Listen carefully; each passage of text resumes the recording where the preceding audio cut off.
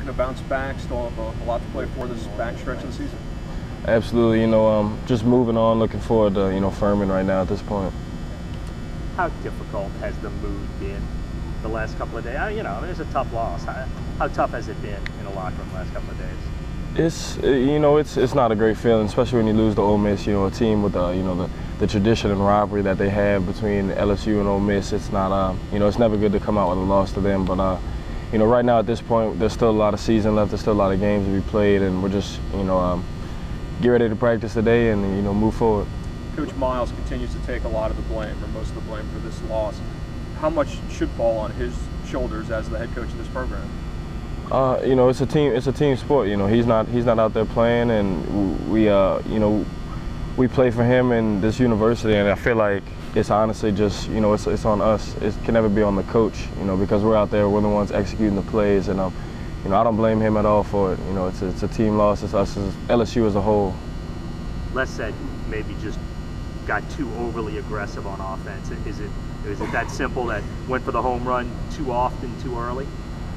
I don't really think it was that. It was just I don't know what was going on. There were some things going wrong with the offense. We weren't running. We haven't been doing the same things we've been doing the past couple of games, and we just got to keep working and get back on the same page.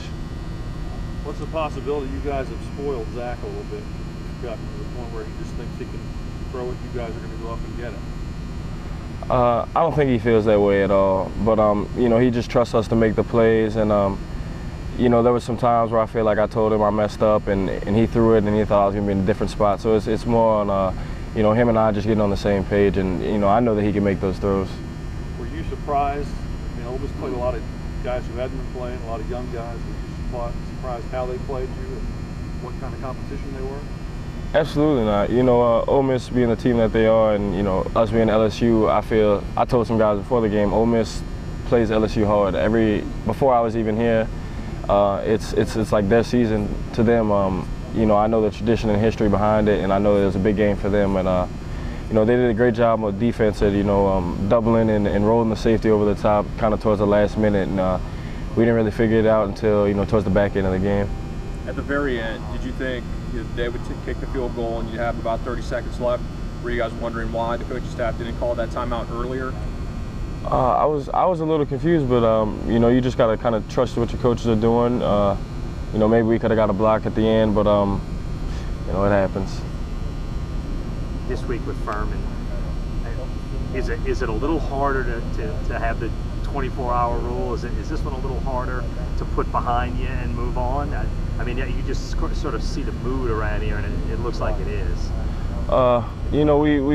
It's Ole Miss, and like I said, there's a lot of pride and tradition behind the rivalry. So it's gonna be a little harder to put that one behind you. But at the end of the day, you got to put it away, and you got to move forward to Furman. Les called this team ambitious about 100 times in the last 3 months. Obviously, this kind of changes what's realistic. How is that to deal with right now? Like having to reevaluate goals, maybe. We just gonna come out, practice. Keep doing what we're doing. Like I said, we're moving forward, looking at Furman, and just trying to win out the rest of these games. And you never know what could happen. What do you expect from Zach this week? What will his approach be? His mindset coming in? I know Zach's probably trying to throw for 20 touchdowns, no incompletions, no. He's going to try and have his best game, and I think he'll do it. Play against some of the backup defenders on your defense practice. It seems like they're looking to play some of those young guys more. What's your feeling about that? All those guys that are out there could play. All the young DBs. It's just all getting on the same page. Playing with each other, having time to play with each other, and have a relationship with your safeties and your corners, and just know what you can and can't do. Do you kind of have to be a leader, keep the energy level up on the team right now? People don't start moping and saying, we probably can't win the SEC, we can't go to the national championship, those kind of things? No, I think everybody understands that, and understands that we're going to come out, we're going to play the best we can do for the rest of the season, and whatever happens, happens.